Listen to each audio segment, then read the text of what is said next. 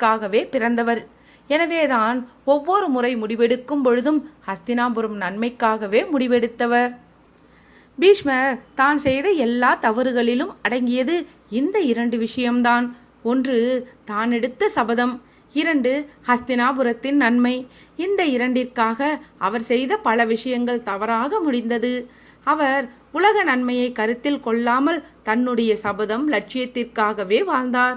உலக நன்மையை அவர் கருத்தில் கொண்டு சிலவற்றை விட்டு கொடுக்கவும் தவறிவிட்டார். அவர் உலக நன்மையை கருத்தில் கொண்டிருந்தால் அவர் தன்னுடைய லட்சியம் சபதத்தை உடைத்திருப்பார். அவருடைய சபதத்தின் பிடிவாதம்தான் ஹஸ்தினாபுரத்தின் வீழ்ச்சிக்கு முக்கிய காரணமாக அமைந்தது.